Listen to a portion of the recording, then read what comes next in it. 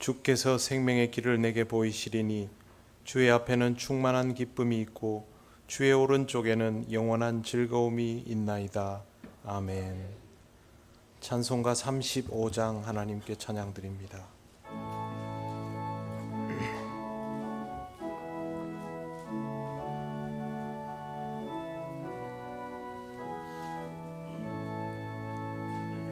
큰 영화로신 주 이곳에 오셔서 이 모인 자들로 주 백성 삼으사 그 중에 항상 계시고 그 중에 항상 계시고 큰 영광 나타내소서.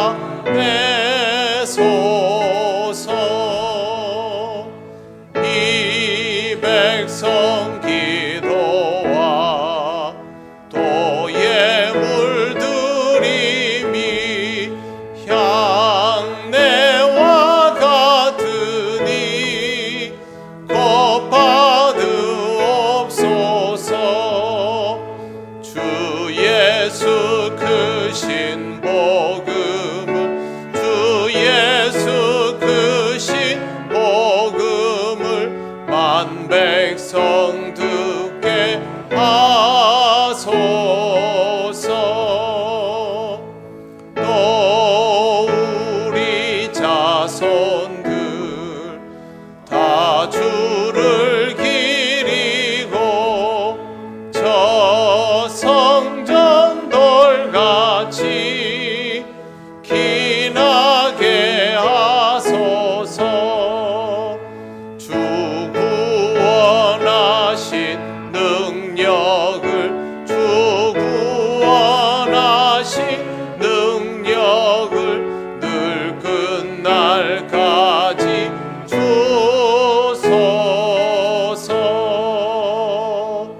주 믿는 만민이 참 진리 지키며 옛 성도들 같이 주 찬송하다가 저 천국 보좌 앞에서 저 천국 보좌 앞에서 늘 찬송하게 하소서.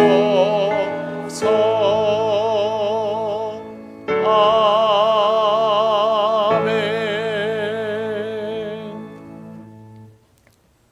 성시교독 17번입니다.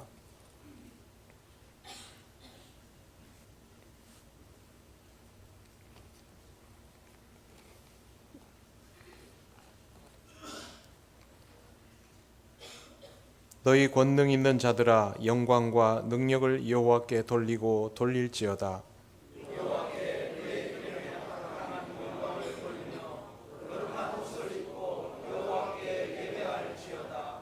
여호와의 소리가 물 위에 있도다. 영광의 하나님이 우레소리를 내시니 여호와는 많은 물 위에 계시도다.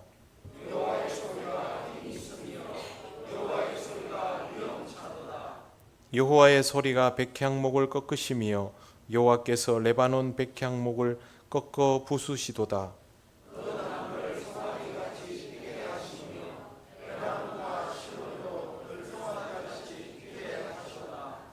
여호와의 소리가 화염을 가르시도다.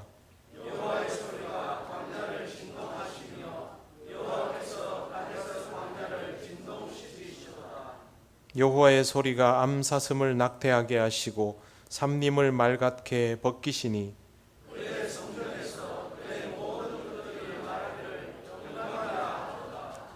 여호와께서 홍수 때에 좌정하셨으며 여호와께서 영원하도록 왕으로 좌정하시도다.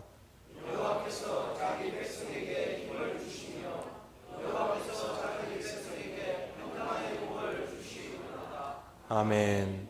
나는 전능하신 아버지 하나님 천지의 창조주를 믿습니다.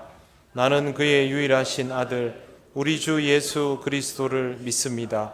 그는 성령으로 잉태되어 동정녀 마리아에게서 나시고 본디아 빌라도에게 고난을 받아 십자가에 못 박혀 죽으시고 장사된 지 사흘 만에 죽은 자 가운데서 다시 살아나셨으며 하늘에 오르시어 전능하신 아버지 하나님 우편에 앉아 계시다가 거기로부터 살아있는 자와 죽은 자를 심판하러 오십니다. 나는 성령을 믿으며 거룩한 공교회와 성도의 교제와 죄를 용서받는 것과 몸의 부활과 영생을 믿습니다. 아멘. 찬송가 84장 하나님께 찬양드립니다.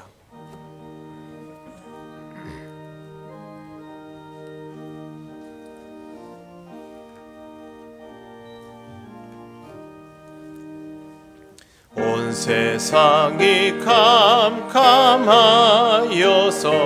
참 빛이 없었더니 그 빛나는 영광 나타나 온 세상 빛이었네.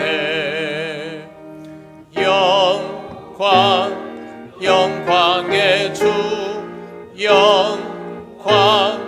영광의 주 이 세상에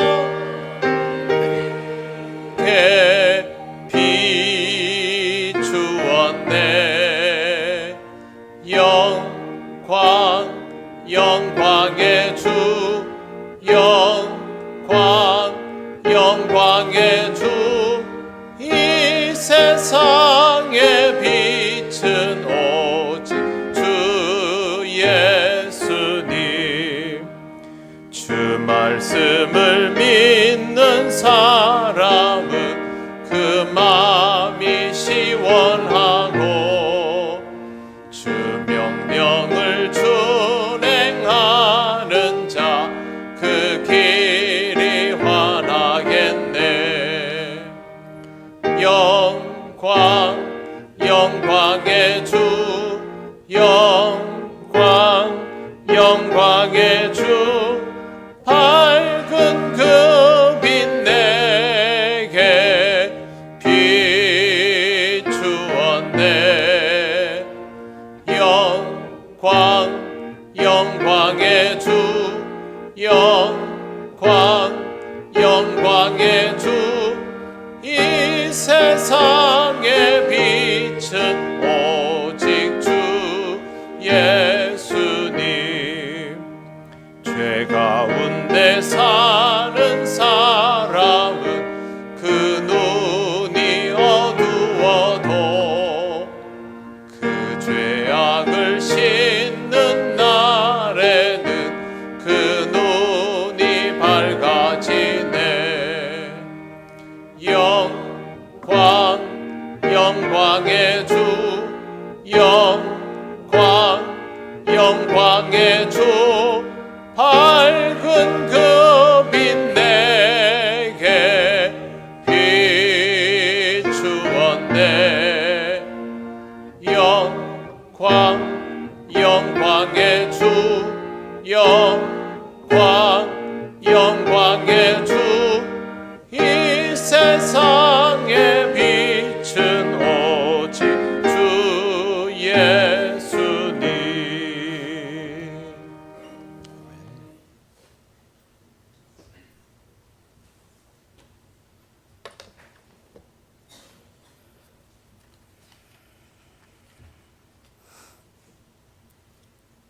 사랑과 은혜가 풍성한 하나님 아버지, 연일 이어진 무더위 속에서도 우리 성도들의 건강을 지킬 수 있도록 은혜를 베풀어 주셔서 감사합니다.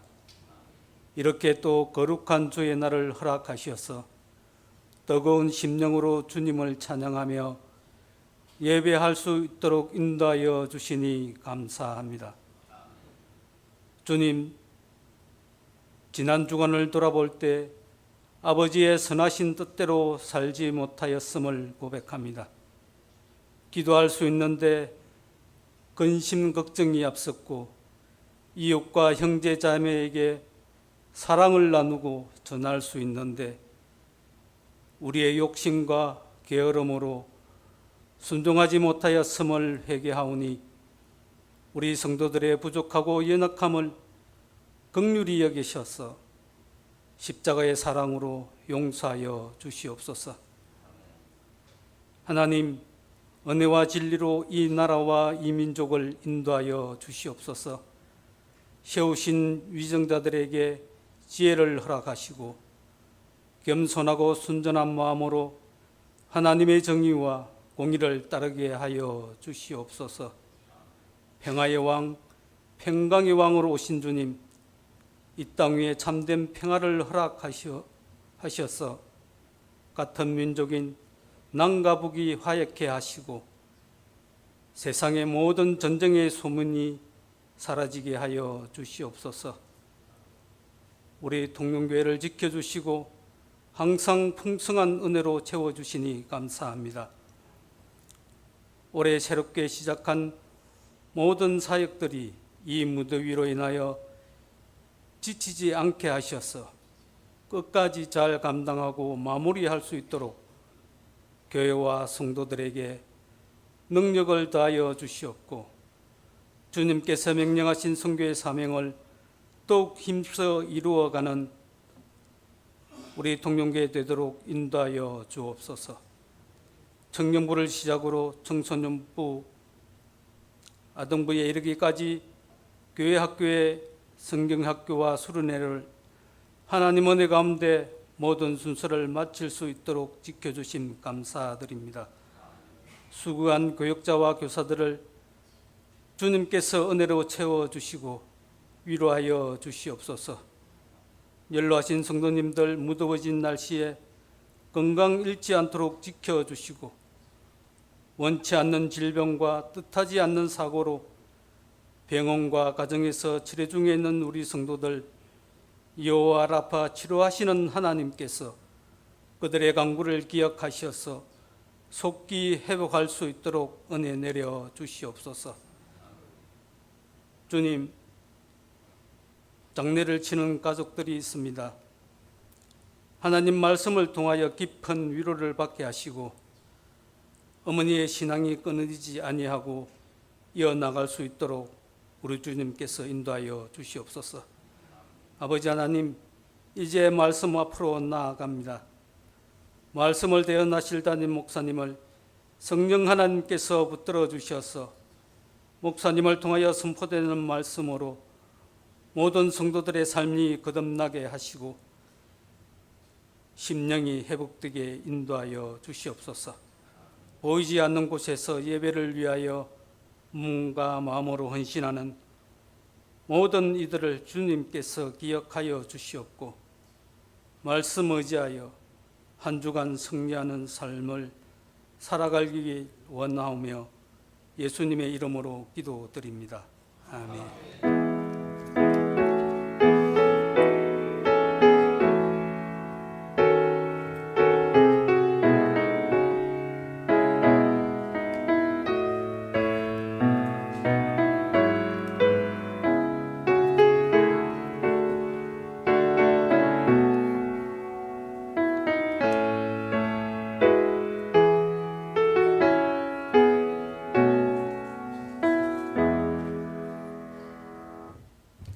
하나님 말씀 요한복음 7장 40절에서 52절입니다. 이 말씀은 신약 성경 156쪽입니다.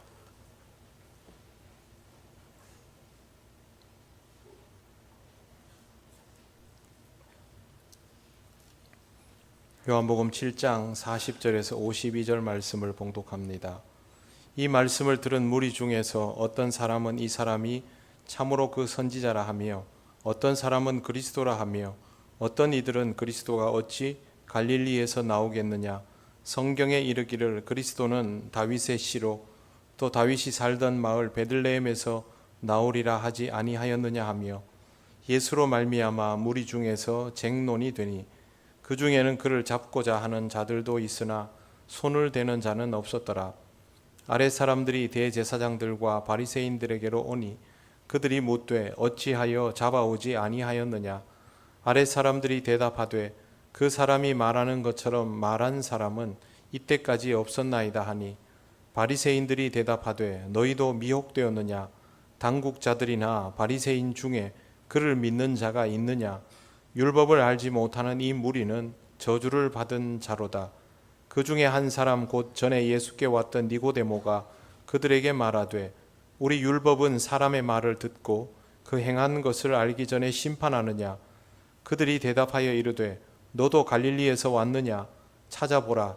갈릴리에서는 선지자가 나지 못하느니라 하였더라. 아멘. 기도드리겠습니다. 하나님 감사합니다. 오늘 이 시간을 통하여 주시는 말씀을 함께 묵상하며 말씀의 의미를 깨닫기 원합니다. 전하고 듣는 우리 모두에게 성령께서 역사하여 주옵소서. 예수님 이름으로 기도드립니다. 아멘.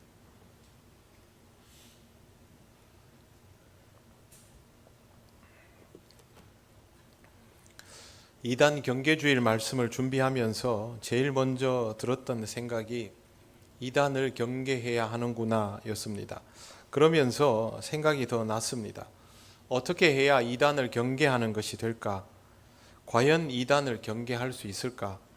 이단 경계를 제대로 할 수 있을까라는 물음표가 생겼습니다. 북한과 대치하고 있으니 철책에서 경계 건물을 서야 하는 것이 우리의 현실인데, 그러면 그 철책에서 경계 건물을 아무나 하면 될까요? 민간인이 철책 경계를 하게 되면 그것이 경계 근무가 성립될까요? 성립이 안 됩니다. 왜 그러냐 하면 유사시에 대응이 전혀 안 되기 때문입니다. 철책 앞에 서 있다고 철책 경계 근무를 하는 것이 아니라는 말입니다. 우리의 이단 경계가 이런 식이면 매우 곤란합니다. 경계를 해야 한다는 사실은 알고 있지만 실질적으로 경계가 되지 않는 수준이면 그 앞에 서 있어도 의미가 없는 것이죠. 이단을 경계하려면 이단을 경계해야 한다라는 마음가짐뿐만이 아니라 이단을 경계할 만한 역량이 필요합니다. 우리가 할 일은 그런 역량을 갖추는 것입니다. 오늘 아마 대한민국의 거의 대부분의 교회가 이단 경계주의를 맞아서 어떤 이단들을 경계해라는 식의 이야기들을 주고받게 될 것입니다만, 정말 중요한 것은 그게 아닙니다. 과연 내가 이단을 구별할 수나 있을까? 그게 먼저 있지요. 간혹 내가 이단을 경계할 필요가 있는 사람인가라는 식의 생각을 가진 이들을 볼 때가 있습니다. 나한테는 그런 거 필요 없고 별로 중요하지도 않다라고 생각하는 것이죠. 이런 생각은 별로 신앙적이지 않아서 하게 되는 생각입니다. 신앙 자체에 별 관심이 없다는 뜻입니다. 과연 이단의 문제는 우리들 각자와는 상관이 없는 것일까요? 그렇지 않습니다. 우리의 의지와 달리 이단은 늘 우리 가까이에 있기 때문입니다. 그리고 실체를 구별하기도 쉽지가 않습니다. 그래서 이단 문제는 나와 상관이 없는 것이 아닙니다. 사람들은 이단을 굉장히 쉽게 생각합니다. 신천지, 안상홍, JMS, 통일교 이런 류들을 먼저 생각합니다. 그들은 이단이 맞습니다. 그러나 중요한 것은 그들이 어떤 이유로 이단인지를 아는 것이죠. 이단의 특징이 있어서 그렇게 말하는 것입니다. 이단을 구별하는 가장 확실한 특징은 성부, 성자, 성령 삼위일체 하나님에 대하여 성경적인 해석을 따르지 않고 있으면 이단성이 있다라고 봅니다. 교리의 잣대로 판단하라는 것이 아닙니다. 교리는 신앙적 본질을 지키기 위한 일종의 갑옷 같은 것이니 그것만으로 다 정의할 수는 없을 것입니다. 그러나 교단마다 조금씩 교리의 차이가 있더라도 복음의 가장 중요한 부분에 대해서는 통일성을 가지고 있습니다. 이 부분이 문제 없으면 괜찮습니다. 정말 문제는 복음에 대하여 왜곡이 이루어져 있는가 아닌가에 관한 것입니다. 노골적인 이단은 아니지만 이런 위험성을 가지고 있는 사람이나 교회들이 우리 주변에 생각보다 적지 않습니다. 자신도 모르는 사이에 잘못된 신념을 가져버리는 경우들도 있고, 이런 신념을 기반으로 모여서 교회를 이루고 심지어는 교단을 이루기까지 합니다. 우리가 경계해야 할 것은 이단이라고 판명되어 있는 교회나 단체가 아니라 이단적인 성경 해석이나 사상들입니다. 이단이라고 알려져 있는 교회와 단체들은 대부분 사이비들이죠. 딱 보면 가짜인 줄 아는 정도의 수준입니다. 물론 이것도 구별하지 못하는 경우들이 있습니다. 신앙적인 기초 자체가 없는 경우들은 그런 위험성에 노출되지만 적어도 우리들 같은 사람들은 이 정도 수준은 넘어야 합니다. 그리고 그 다음에 구별하기 어려운 것들을 구별해낼 수 있어야 합니다. 그냥 뉴스에서 열거해주는 이단 경계주일이 되면 이란 이단을 조심하십시오라고 리스트를 쭉 읊어주는 그런 사람들을 알고 있다는 수준만으로 이단에 대한 경계를 할 수가 없다는 것을 먼저 꼭 기억하시기를 바랍니다. 이단을 가려낼 수 있으려면 우리에게 다가오는 말씀과 사람들을 구별할 수 있어야 합니다. 그런 역량을 갖추는 것이 경계의 출발점입니다. 이제 오늘 우리가 읽은 본문을 함께 보겠습니다. 40절, 41절 말씀을 보십시오. 이 말씀을 들은 무리 중에서 어떤 사람은 이 사람이 참으로 그 선지자라 하며 어떤 사람은 그리스도라 하며 어떤 이들은 그리스도가 어찌 갈릴리에서 나오겠느냐라고 말하고 있습니다. 사람들 의견이 갈리고 있습니다. 본문에 둘 혹은 셋으로 나뉩니다. 선지자라는 사람, 그리스도라는 사람, 또 갈릴리에서는 아무것도 나올 수 없다라고 말하는 사람. 이 사람들은 예수님 죽이려 드는 사람들입니다. 그런데 이 판단의 기준이 성경입니다. 42절 보십시오. 성경에 이르기를 그리스도는 다윗의 씨로 또 다윗이 살던 마을 베들레헴에서 나오리라 하지 아니하였느냐 하며, 이 말을 하는 이유는 예수님이 갈릴리 나사렛에서 왔다는 걸 알기 때문에 하는 겁니다. 성경이 말하는 기준은 그리스도가 다윗의 혈통이고 다윗의 땅인 베들레헴에서 태어난다. 갈릴리에서 왔으니 부합되지 않지 않느냐, 그런 뜻입니다. 더 알아보려고 하는 것도 아니고요. 아니다라는 식의 논리를 만들기 위한 것입니다. 무언가 좀 특별해 보이는 대상이 나타나면 그가 다윗의 후손인가 아닌가를 살피면 되고, 어디에서 태어났는지도 살펴보고 그게 성경에 부합되는지를 좀 더 확인해 보면 될 거 아닙니까? 갈릴리에서 오든 말든 어디 출생인지 정도는 확인할 수 있지 않습니까? 그럴 마음 없는 겁니다. 예수님의 출현을 경험하면 누구보다도 성경을 통해서 확인이 쉽게 가능한 사람들이 유대인이지만 그렇게 하지 않습니다. 43절 44절 보십시오. 예수로 말미암아 무리 중에 쟁론이 되니 그 중에는 그를 잡고자 하는 자들도 있으나 손을 대는 자가 없었다. 이미 예수님을 잡고자 하는 그룹까지 있습니다. 예수님을 메시아 그리스도일 것이다 라고 믿는 부류, 선지자일 것이다 라고 믿는 부류, 그냥 죽여야 되겠다 라고 생각하는 부류, 이 세 부류입니다. 선지자라고 받아들이는 건 그때 좀 낫지 않느냐? 그렇지 않습니다. 이슬람 사람들도 예수님을 선지자라고 말합니다. 그리스도라고 보지 못하는 이들은 결국에는 다 같은 부류일 수밖에 없는 것이죠. 왜 그러냐 하면 성경에서 예언하는 내용을 받아들이지 못한 것이기 때문입니다. 아직은 아무 일도 일어나지 않고 있습니다. 그런데 은밀하게 일은 이루어지고 있습니다. 45절을 보십시오. 아랫 사람들이 대제사장들과 바리새인들에게로 오니 그들이 묻되 어찌하여 잡아오지 아니하였느냐. 대제사장과 바리새인들이 예수님을 잡아오라고 자기 아랫 사람들에게 시킨 상태입니다. 빈손으로 돌아오니까 이런 질문을 한 것인데요. 아랫 사람들이 이렇게 대답을 합니다. 46절을 보십시오. 이 구절은 우리가 같이 한번 읽겠습니다. 아랫 사람들이 대답하되 그 사람이 말하는 것처럼 말한 사람은 이때까지 없었나이다 하니. 아멘. 그들은 예수께서 성경을 풀어주실 때에 그것이 하나님의 말씀인 것을 깨닫게 된 사람들입니다. 지금까지 이런 해석은 없었다죠. 한 번도 들어보지 못한 해석인데 중요한 건 이게 하나님 말씀다웠다는 겁니다. 그런데 바리새인들은 깨닫지 못합니다. 47절 바리새인들이 대답하되 너희도 미혹되었느냐. 그들이 이렇게 말하는 논리가 있습니다. 48절, 당국자들이나 바리새인 중에 그를 믿는 자가 있느냐.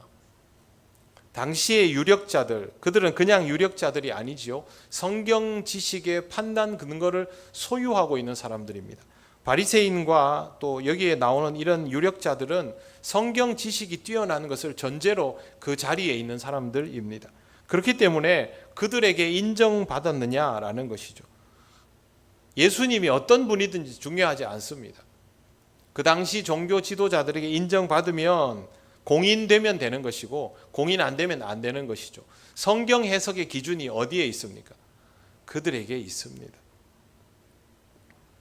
지금 예수님을 따르려는 사람들, 예수님을 보면서 해석이 하나님 말씀이다라고 받아들이는 사람들은 이 지도자들에게 의하면 자신들이 제시하는 기준에 부합되지 못하는 사람들입니다. 49절, 율법을 알지 못하는 이 무리는 저주를 받은 자로다. 이 무식한 사람들아, 그걸 구별을 못하느냐, 그런 뜻입니다. 자기들의 견해, 즉 그들이 해놓은 성경 해석을 따르지 않는 사람들을 율법을 알지 못하는 무리, 저주받은 자라고 해버리는 것입니다. 성경 해석이 잘못되면 예수님을 그리스도로 받아들이지를 못합니다. 그들은 성경을 연구하는 사람들인데 누구보다 전문가라고 자부하고 있는데 과연 그들의 성경 해석이 잘못되었을까요? 예수님은 그들을 향하여 외식하는 자들, 회칠한 무덤이라고 말씀하셨습니다. 예수께서 그렇게 말씀하신 이유는 그들이 말하는 것과 행동하는 것이 달랐기 때문입니다. 이 다름은 무엇을 의미할까요? 왜 그들은 말하는 것과 행동하는 게 다를까요? 이것은 어떻게 해석하는가, 어떻게 설명하는가의 문제가 아니라 말씀의 무게를 얼마나 느끼는가의 차원입니다. 말씀의 무게를 느끼지 못하는 것이죠. 자기들은 뭐라고도 해석할 수 있죠. 그렇게 해석하고 자기들은 해당 사항 없음입니다. 그 말씀이 정말 어떤 의미인지를 깊이 고민하고 묵상하기보다는 행동으로 옮기는 데 초점이 맞추어져 있습니다. 이런 것이죠. 율법이 있습니다. 그 말씀을 지켜야 됩니다. 그러면 이 말씀을 지키는 데 있어서 내가 어떻게 하면 하나님께 정말 합당한 행동이 될 수 있을까? 어떻게 하면 하나님이 기뻐하실까? 그게 아니라 우리 유대 종교 사회에서 이 율법이 어떻게 해석되고 어떻게 적용되고 어떻게 행동에 옮겨지면 우리 모두가 공감할 수 있을 정도의 신앙적인 태도일까? 여기 초점이 맞춰진 겁니다. 안식일이 되면 몇백 미터 이상 가지 말고, 안식일이 되면 불을 사용하지 말고, 오늘은 뭘 하지 말고 뭘 하지 말고가 하나님이 제시하시는 기준이 아니라 우리가 서로에게 납득할 수 있는 수준. 예를 들어서 우리끼리 교회에 모여가지고 우리가 교회에서 신앙생활을 하고 있는 말과 행동들이, 양태들이 우리가 서로 보기에 납득할 만한 수준이면 되는데 바리새인과 율법학사들이 이걸 잘 제시해서 적용해 준 것이죠. 그런데 예수님이 와서 이걸 다 깨뜨려 버리시니까 그들은 그들의 성경 해석이 옳고 예수님의 성경 해석은 잘못됐다고 한 것입니다. 사람들이 보기에 받아들여질만 할까? 거기에 초점이 맞추어져 있다는 것은 하나님의 말씀에 진짜 무게가 없다는 뜻입니다. 말씀의 무게를 느끼지 않는 사람은 말씀의 부담도 느끼지 않습니다. 말씀의 무게를 느끼지 않는 사람은 하나님의 무게를 느끼지 못한다는 뜻입니다. 이 부분은 우리에게 아주 중요한 교훈을 줍니다. 성경에 대한 오류는 말씀의 진짜 무게를 느끼지 못하는 데서부터 시작이 됩니다. 하나님의 무게를 느끼지 못하는 것에서부터 성경의 해석은 자기 중심적이고 멋대로가 되어버리는 것입니다. 이단은 다른 것이 아닙니다. 성경을 자기 중심적으로 혹은 필요한 사람들의 입맛에 맞게 또 사람들을 이용하기에 좋게 그렇게 쓰는 것이 이단입니다. 예수 그리스도의 말씀이 정통이고 예수를 그리스도로 받아들이는 것이 정통이라면 예수 그리스도를 선지자라고 받아들이는 것도 잘못된 해석이죠. 그런데 그렇게까지 받아들이기에는 아직은 좀 이르니까 그러면 우선은 선지자 정도로 해두는 것이 어떨까? 그럼 이단입니다. 이 차이를 구별할 줄 알아야 합니다. 그렇게 선지자로 받아들이는 것과 골치 아프니 죽이자라는 것은 별로 다르지 않습니다. 성경에는 많이 표현되어 있지 않지만 이후 기독교 역사에서 나타나는 이단들은 모두 이런 식이었습니다. 하나님의 무게를 느끼지 못한 채로 성경을 해석하고 사람들의 무게를 느끼고 사람들을 이용하기 위하여 거짓되고 왜곡된 해석도 서슴지 않았습니다. 초대교회 시절에 나타난 이단은 크게 세 가지 부류로 나뉩니다. 율법주의를 지향하는 이단, 반율법주의 이단, 영지주의 이단, 그렇게 크게 구별할 수 있습니다. 율법주의 이단은 유대의 선민의식을 내려놓지 못하겠다는 겁니다. 당연히 구약 율법서를 중요하게 여기고 이 율법서에 대한 재해석도 거부합니다. 예수님은 율법서에 대한 재해석을 매우 많이 하셨지만 그거 불편해합니다. 왜? 그걸 다 받아들이면 유대주의 자체를 내려놓아야 하기 때문이죠. 유대인들이 구원받는다, 유대인만 구원받는다, 이걸 주장하고 싶은데 예수님은 그거를 못하게 만들어 버리신 원흉이 되는 겁니다. 그래서 유대주의 이단들은 유대인답게 살기를 원했습니다. 예수를 믿어서 기독교인이 된다고 해도 유대인인 것이 그토록 중요했습니다. 예루살렘 성전에서 안식일이 되면 여전히 안식일을 지키는 예배를 드렸고 자기 죄를 위하여 2주일 동안 금식을 하면서 유대교 관습을 지킨 사람들입니다. 이런 사람들은 예루살렘이 멸망한 이후에도 유대 땅 여러 곳에서 작은 무리를 이루며 남아서 이런 유대주의적인 기독교 공동체를 이루려고 했습니다. 뿐만 아니라 마케도니아 왕국 수도에서도 이런 공동체가 유지되어 왔던 것으로 기록되어 있습니다. 이런 친율법주의적인 경향이 강력하게 드러난 집단을 에비온파라고 부릅니다. 예수님이 너무 부각되면 유대주의를 버려야 하니 예수님을 조금 약화시키고 유대주의적인 색채를 어떻게든 지키려 하고 거기에 맞추어서 해석도 하려고 한 것이죠. 성경에 맞추어서 자기들 공동체를 이끄는 것이 아니라 우리 공동체가 이미 이런 방식으로 존재하고 있으니 성경 해석도 거기 맞추는 겁니다. 갈라디아서 2장 4절에 가만히 들어온 거짓 형제라는 표현이 있는데 학자들은 이 사람들이 에비온이 아닐까라고 추측합니다. 두 번째는 니골라당입니다. 니골라당은 율법 폐기론자라고 부르는데 계시록 2장에 나옵니다. 이 니골라라는 이름이요, 백성을 지배하는 자, 승리하는 자라는 뜻이 있습니다. 니골라라는 이름이 처음 나오는 것은 사도행전 6장 5절에 나오는 7집사 이름 중에 하나입니다. 이레네우스라는 학자는 이 니골라가 출발점이다라고 해석을 하는데 100% 확신할 수는 없습니다. 니골라당은 성전과 율법에 대하여 비판적인 입장입니다. 유대인 중심이 아니고 이방인에게 무게가 맞추어져 있습니다.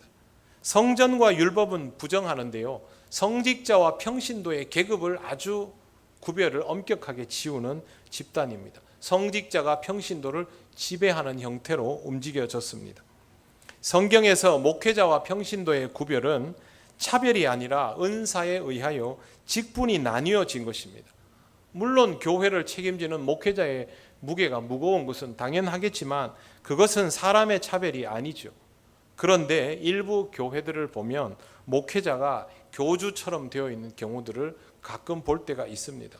우리 주변에는 그런 모습을 보기가 쉽지 않지만 대도시에 있는 초대형 교회들 중에 간혹 이런 모습들이 있습니다. 평신도들이 목회자를 추종하고 추앙하는 수준입니다. 그러면 사실상 니골라 당의 후예라고 보아도 무방할 것입니다. 이런 집단의 특징은 도덕성이 떨어지고 방탕하고 방종한 요소를 특정 부분에서 드러낸다는 데 있습니다. 굉장히 신앙적인 듯 보이는데 목회자를 추앙하면서 도덕적인 기준이 마비되어 있는 겁니다. 사이비 집단들 보면 교주가 사회적으로 무리를 일으킬 만한 범죄를 저질렀는데도 그 교주를 맹목적으로 보호하는 것을 볼 수 있습니다. 집단 행동도 서슴지 않지요. 성범죄를 저지르거나 아니면 교회 재정을 막 유용했거나 이 정도면 사회법에 저촉받아야 되는 부분인데도 그런 거 아랑곳하지 않습니다. 왜 그러냐 하면 하나님이 주신 복의 통로가 저 목사님인데 저 통로를 막으면 안 된다는 거죠. 그래서 추앙하고 추종하는 겁니다. 이렇게 하다 보니까 도덕성이 자꾸만 희박해졌습니다.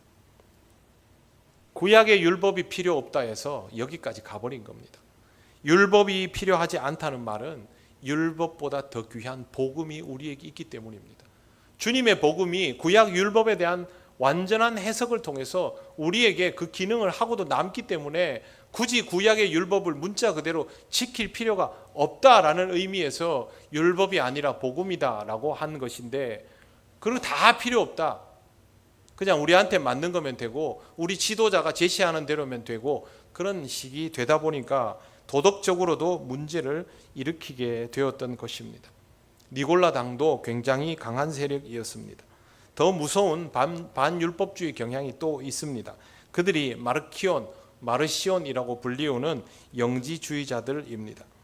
영지주의 이단은 항상 우리가 잘 기억하고 있어야 합니다. 영지주의는 선과 이원론적인 태도입니다. 이분법입니다. 전부 나눕니다. 선과 악, 물질계와 영계, 그 다음에 영혼과 육체, 이런 식으로 나눕니다. 하나님도 구약 하나님, 신약 하나님 나눕니다. 구약의 하나님은 심판, 진노, 징계, 이스라엘 백성 말 안 들으면 몰살시키고, 신약의 하나님은 아들을 보내어서 구원하게 하시고, 그러니까 이방인의 관점으로 성경을 이해하려고 하니까 이 하나님이 납득이 안 되는 겁니다. 그래서 내가 받아들이기 쉽게, 우리가 이해하기 쉽게 교통정리해서 나누자였습니다. 그렇게 해서 여러분에게는 생소할 수 있지만 초대교회에 막강한 위력을 떨쳤던 영지주의 이단이 이런 이분법적인 구조로 교회 공동체를 움직여갔고, 엄청나게 전염병처럼 영지주의 이단은 초대교회 안에 급속도로 확산되었습니다.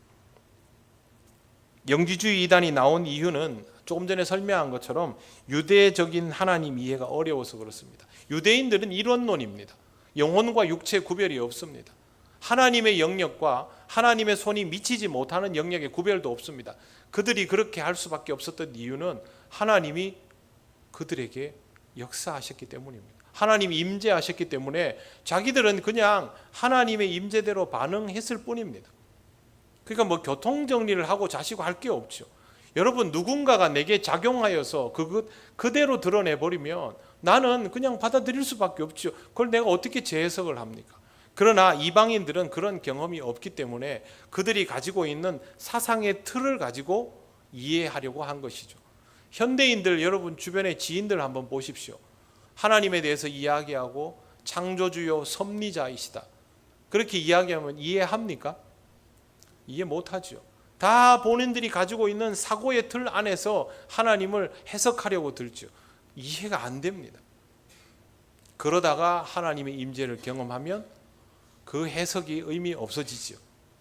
지금 이방인들은 그렇게 하기 전 과정인데, 이때 아주 이 헬라 문화적인, 헬라 철학적인 이분법적인 구조를 가지고 성경과 구속사를 재해석하면서 교통정리를 싹 해주니까 이게 너무 입에 딱 맞아 떨어졌던 겁니다. 그래서 영지주의 이단이 막강한 위력을 떨쳤습니다. 악한 것은 이미 존재하고 내 육체는 눈에 보이고, 그래서 육체와 악을 결부시키면서 보이지 않는 선과 영을 결부시키면서 영과 육을 이렇게 선악 자체로 구별하려고 들었던 것입니다. 유대인은 하나님의 주권적인 임재를 받아들일 수밖에 없는 입장, 이방인들은 그런 경험 없이 그들이 가지고 있는 사고의 틀 안에서 하나님을 해석하려던 입장입니다. 이 둘 다 가지고 있는 위험성이 있었죠. 그런데 여러분, 지금 우리가 가지고 있는 구속사의 이야기와 이런 영지주의 스타일 이야기 중에 뭐가 더 이해하기 쉽고 설득력이 있습니까?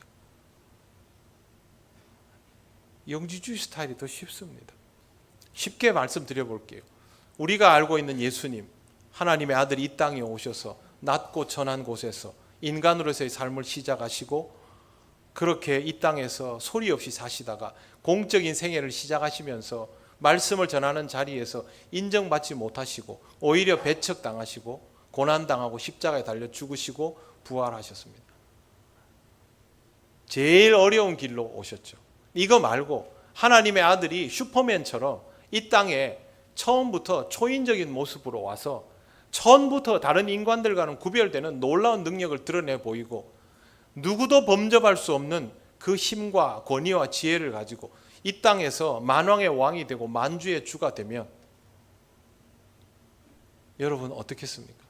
더 쉽지 않습니까? 여기 누가 하나님 아들 예수 그리스도에 대해서 저항하고 부정하겠습니까?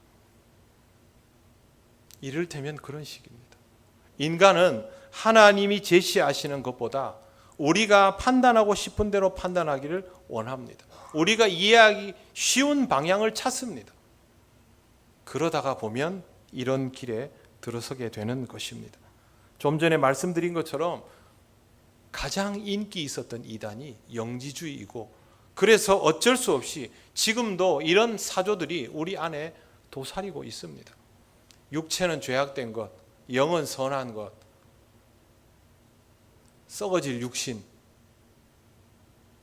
영원한 영혼은 영원히, 이 단순한 표현 속에 우리도 모르는 사이에 영과 육을 그렇게 가르고자 하는, 이렇게 해서 편하게 교통정리를 하면 마치 내 육체만 내버리면 내게는 아무 문제가 없는 것처럼 그런 식의 사조가 있는 겁니다. 여러분, 그게 영지주의입니다. 지금 이 시대의 교회를 보십시오. 어떤 교회가 인기가 있고 부흥합니까? 기복주의적인 교회, 기적과 능력이 베풀어진다고 소문나 있는 교회, 은사 중심의 교회, 대중문화를 절묘하게 기술적으로 사용하는 교회, 문화사역의 모든 것을 건 교회, 상업적인 기술을 잘 사용하는 교회들이 급속도로 부흥합니다. 가끔 말씀이 살아있어 부흥하는 교회들도 있지만 이런 교회들은 정말 흔하지 않습니다. 물론 그런 교회들도 다 예수 그리스도를 이야기합니다. 복음의 중심을 말합니다. 그러나 그들이 정말 중요하게 여기는 것이 복음이라면 그렇게 속전속결할 수 없죠. 여러분, 과연 그 모습이 예수 그리스도에게 맞습니까? 예수 그리스도에 대한 이해가 제대로 이루어지고 있는 것입니까? 그리스도가 오해되면 왜곡이 발생합니다. 유대의 지도자들도, 초대 교회에서 열심히 있었던 지도자들도, 기독교 역사 속에서 신앙생활 잘하고 싶었던 열정적인 많은 사람들도 이 오류에 빠지는 경우가 너무 많았습니다. 이제 니고데모를 한번 마지막으로 보겠습니다. 50절에서 52절 말씀인데요. 50절, 51절을 우리 같이 읽겠습니다. 그 중에 한 사람 곧 전에 예수께 왔던 니고데모가 그들에게 말하되 우리 율법은 사람의 말을 듣고 그 행한 것을 알기 전에 심판하느냐. 아멘. 니고데모의 말은 다름이 아닙니다. 제대로 알아보지도 않고 판단부터 하느냐, 심판부터 하느냐는 것입니다. 이러면 어리석어지는 것이죠. 판단부터 하는 것은요, 자기 중심적이라는 것입니다. 그런데 이 사람들은 니고데모의 말도 듣지 않습니다. 갈릴리에서는 선지자가 나올 수 없다, 단정해버리고 끝냅니다. 유대의 지도자들은요, 갈릴리를 사마리아보다 약간 나은 곳이라고 생각했습니다. 유대 안에서, 남부 유대 안에서 모든 게 다 나오고 모든 것이 다 이루어지는 것이지 거기 벗어나면 다 쓸데없었습니다. 그러니 예수님이 갈릴리 나사렛에서 온 건 참 웃기는 일이죠. 거기 사람들이 막 우르르 몰려드니까 어이가 없었던 겁니다. 모든 문제는 잘못된 판단과 해석에서 비롯됩니다. 이단이 되고 싶어서 이단이 되는 것이 아닙니다. 예수 그리스도를 바르게 이해하지 못하고 자기 식대로 판단하고 자기 편한 대로 받아들이면 그리스도와 함께 서는 것이 아니라 그리스도와 대치하며 마주서게 됩니다.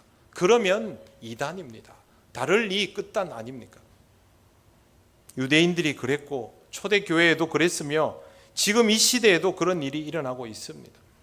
우리나라에 유달리 이단이 많고 공식적으로 이단으로 규정되지 않았지만 바리새인 흉내를 내는 사람들, 니골라당 흉내를 내는 사람들, 영지주의자를 닮아 있는데 자신이 영지주의자인 것도 잘 모르는 사람들이 얼마나 많은지 모릅니다. 총회에서 이단 경계주일이 되면요, 소책자를 보내주는데 거기 보면 이단이라고 지목했다가 풀어준 사람 숫자가 얼마나 많은지 모릅니다. 그게 그렇게 쉽게 풀어지는 게 아닙니다. 우리는 이 어리석음에 속하지 말아야 합니다. 주님은 우리를 구원하셨는데 우리는 주님을 몰라도 너무 모릅니다. 사랑하는 성도 여러분, 우리는 항상 우리 자신이 성경적인 삶을 살아가려고 하고 있는지, 성경 말씀을 통하여 예수님을 바르게 이해하고 있는지, 주를 믿는 자답게 모여서 주님의 몸다운 교회를 이루고 있는지 하나님 말씀을 통하여 돌아보고 또 돌아보아야 합니다. 이것이 내가 이단이 되지 않고 이단을 경계하는 방법입니다. 이단을 경계하려면 말씀을 바로 이해하시기 바랍니다.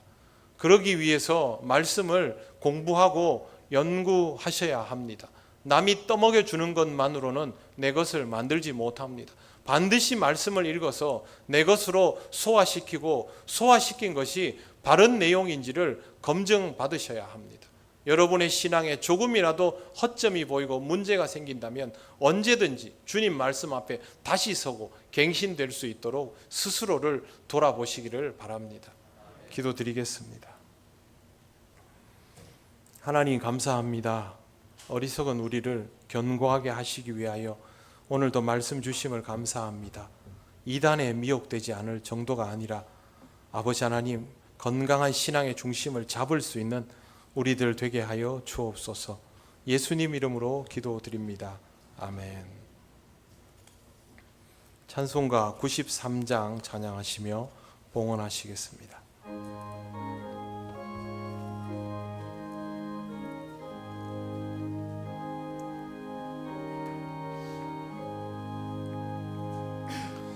예수는 나의 힘이요 내 생명 되시니 구주 예수 떠나 살면 죄 중에 빠지리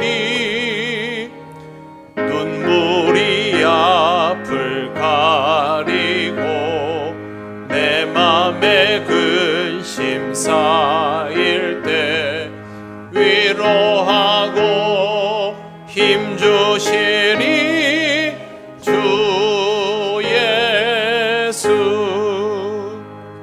예수는 나의 힘이요 내 친구 되시니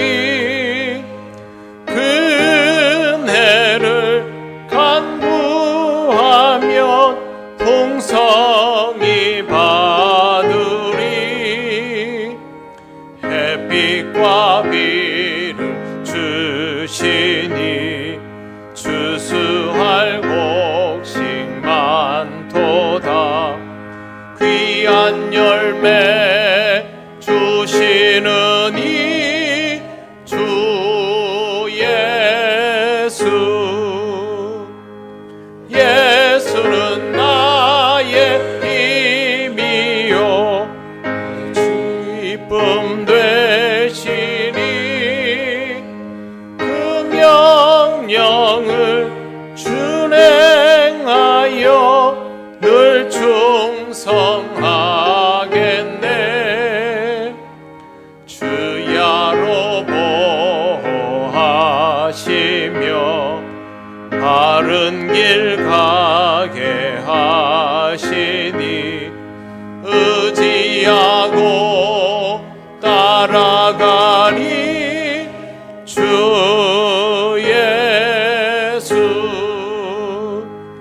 예수는 나의 힘이요 내 소망 되시니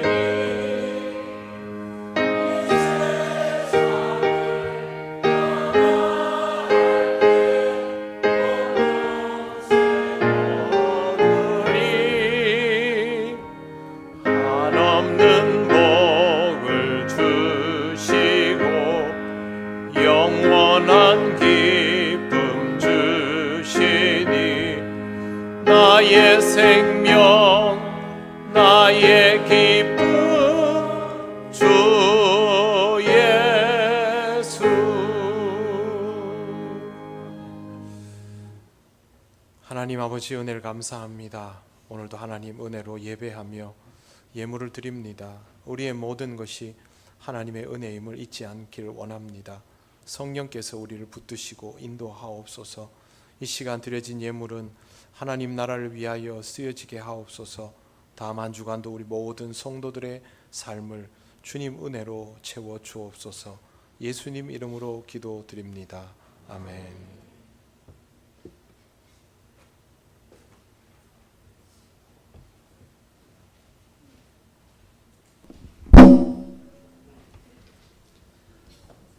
교회 소식 전하겠습니다. 예배에 나오신 모든 분을 환영합니다. 처음 오신 분은 새가족부의 안내를 받으시기 바랍니다. 예배, 오늘은 이단 경계 주일입니다. 거짓된 이단에 미혹되지 않도록 진리의 말씀 안에 굳게 서시기 바랍니다. 모임, 구역장 건찰 모임이 오늘 오후 1시에 1교육관에서 있겠습니다. 주부에는 오후 예배 후에 되어 있는데 오후 1시에 1교육관에서 드리겠습니다. 장학회도 다음 주일 11일 오후 1시에 본당에서 장학회는 모이겠습니다. 서리집사 토요 새벽반 공부가 이번 주부터 시작됩니다. 반드시 오늘 중으로 사무실로 신청 완료해 주시기 바랍니다. 안내, 아동부 여름 성경 캠프가 은혜 가운데 마쳤습니다. 기도와 찬조로 함께 해주신 분들께 감사드립니다. 장례가 있었습니다. 조말선 집사님께서 지난 주일 28일 소천하셔서 은혜 가운데 잘 마쳤습니다. 장례에 함께 해주신 성도님들께 감사하는 마음으로 박상희 성도님께서 떡을 제공해 주셨습니다. 저기 우리 박상희 성도님께서 오셨는데 가실 때 위로의 말씀을 전해 주시고 또 이 가정을 위해서 기도해 주시면 감사하겠습니다. 교회 식당 휴무 안내입니다. 혹서기 기간 8월 말까지 교회 식당은 쉽니다. 대신 김밥을 한 줄당 1,000원에 판매합니다. 수익금은 선교 사역을 위해 사용될 예정입니다.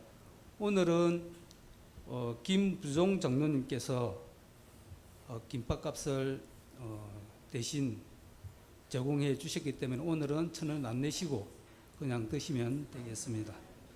그리고 행복한 전도대 후원 안내입니다. 전도용품 후원을 하실 분은 아래 계좌를 이용해 주시기 바랍니다. 신협 계좌가 나와 있습니다. 그리고 또 한 가지 안내 말씀드리겠습니다. 조금인 집사님 가정에서 직접 재배하신 복숭아를 제공해 주셨습니다. 식당에 가면 예쁘게 깎아서 접시에 담겨 있으니까 맛있게 드시고 또 우리 조금인 집사님 가정을 위해서 또 기도 부탁드립니다. 이상입니다.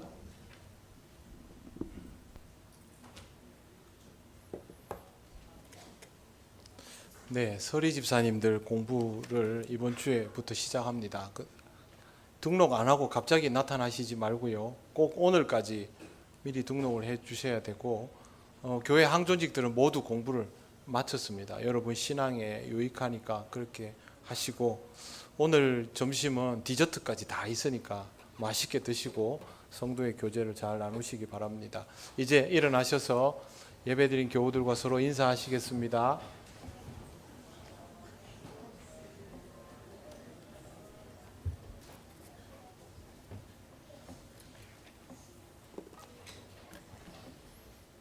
찬송가 635장 주기도문 찬양 드립니다.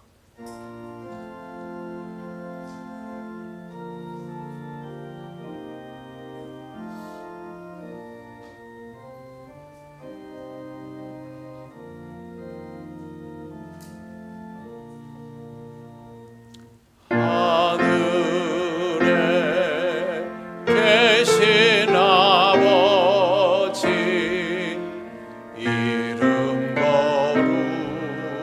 거룩하사 주님 나라 임하시고 뜻이 이루어지이다.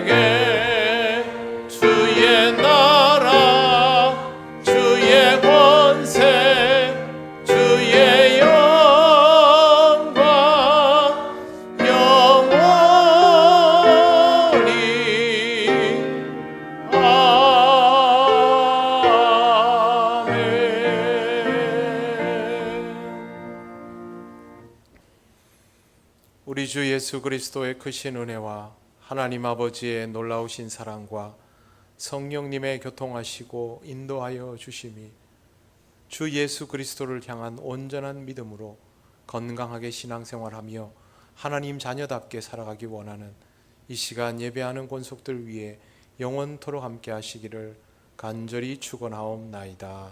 아멘.